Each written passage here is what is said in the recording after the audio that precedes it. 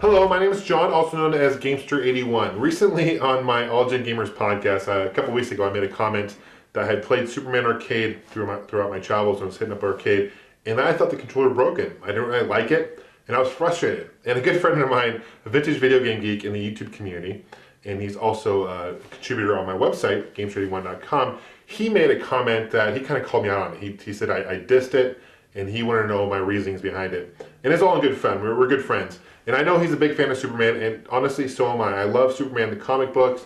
Lois and Clark's Superman was one of my favorite shows growing up in the 90s. I love the movies. I'm really frustrated because I want to see a good Superman game. I mean, shit, Batman has a great game. You look at Batman Arkham City, Batman Arkham Asylum. Those are great Batman games, and so he's worthy of it because I love Batman as well. So why can't Superman get a good game? The last good Superman game, or decent Superman game I remember playing, was back in the 90s for the Super Nintendo and Genesis, and that was Death and Return of Superman. And that was a beat 'em up. And this arcade, Superman Arcade's a beat 'em up too, and it's by Taito, which, look, I love Taito. I love Bubble Bobble. I love Arkanoid. I think Taito is one of my favorite developers for arcade games, and I'm just frustrated because I think this could have been so much potential. So here is my honest review. I went into this review open mind. I mean, I had played the game before. I didn't like it, so I'm playing this on MAME, and I'm like open mind about this. Okay, I'm going to go in open mind, maybe look at it through a perspective of vintage video game geek and other fans of Superman. And as a fan of Superman myself, let's see how it goes, right? So here is my honest take and review of Superman Arcade. So let's take a closer look. Here's the main screen. As you can see, the graphics are pretty decent. This came out in 1988 by Taito. It wasn't ported to any home console. You can definitely recognize the theme music. The music was originally composed by John Williams for the original movie, which came out 10 years before this arcade. It came out in 1978. Here's the first stage. You're in Metropolis. You have these Mighty Morphin Power Ranger looking guys attacking you from both sides, which gets frustrating.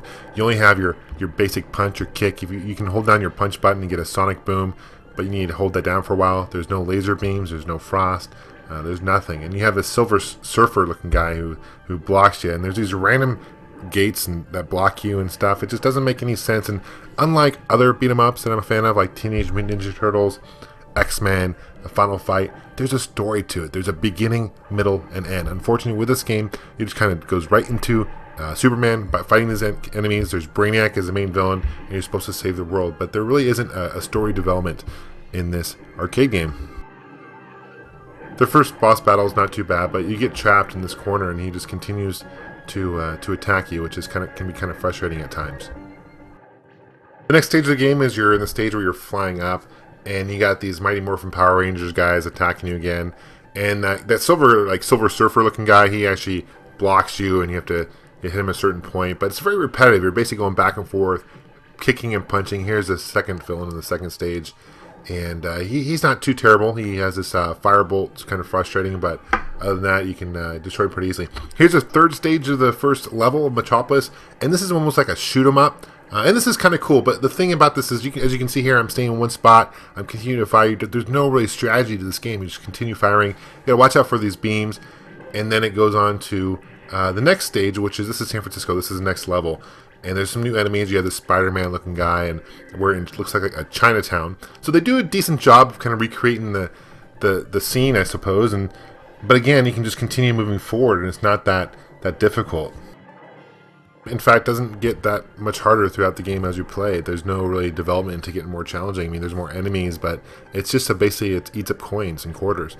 This villain right here is the hardest guy in the whole game. You have to use your Sonic Blast power-up by holding down your punch button in order to destroy him.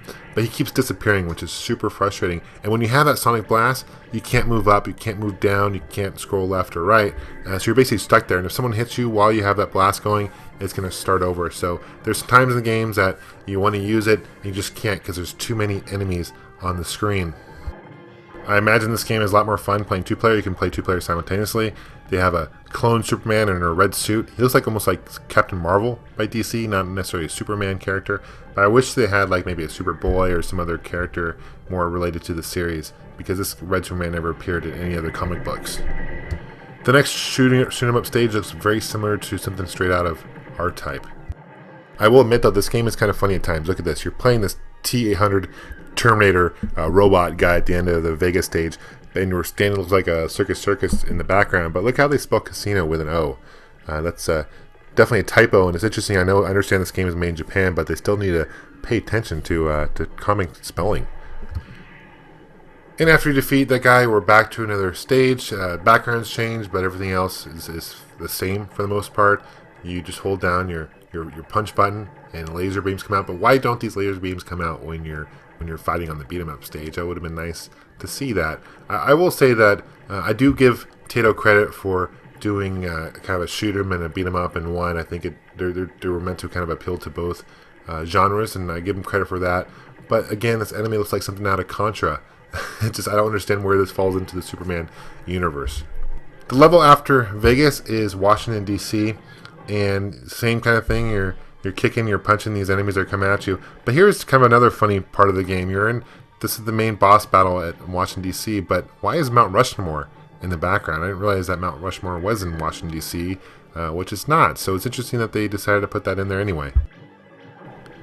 Here is the final level of Superman Arcade. You have all these enemies that were in the spaceship approaching Brainiac, and the key to pass this level quickly is just to continue moving forward and ignore the people behind you. I know that you don't necessarily get points doing that, but it's definitely the quickest and easiest way to pass the level. Here's Brainiac. He puts these monsters attacking you. Brainiac himself doesn't fire anything at you. He kicks you and stuff, but you can pretty much ignore those monsters and focus on just hitting Brainiac.